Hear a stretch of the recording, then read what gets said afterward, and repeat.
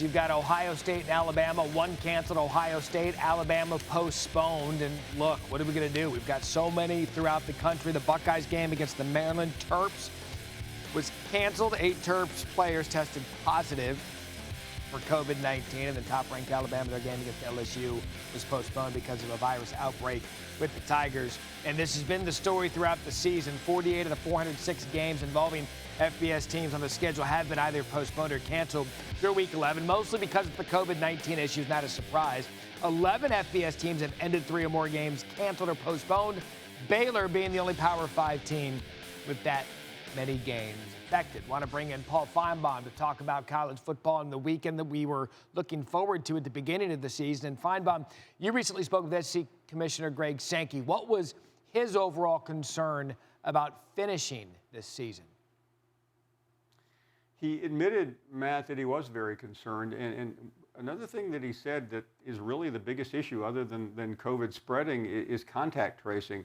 For example, Texas A&M had to call off or postpone its game with Tennessee.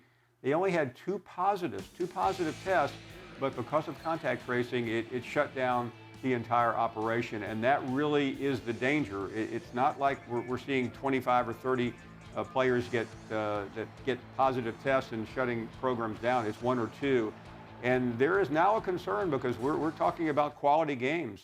3 of the top 5 this week are gone, including the headliner, Alabama and LSU, and you start to scramble and you have to reshuffle schedules as well because you really, if you're trying to get a legitimate divisional champion in the SEC, you don't want to lose Alabama and LSU.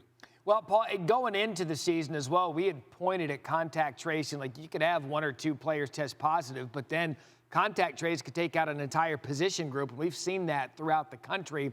And specifically with the SEC, they bought themselves some weekends and some time with how they started the season. But what is the biggest challenge for the SEC moving forward? Well, they're out of time in that regard. Let's talk about the Alabama LSU game. So it's not playing this weekend. When do you play it? There's no room because LSU has already missed a game, Matt, with Florida. So that game is now on December 12th, a week before the championship game. December 12th was the week the SEC and others have let be for makeup games, but that looks like a full weekend already. Think about the SEC. They only have 3 games scheduled this week.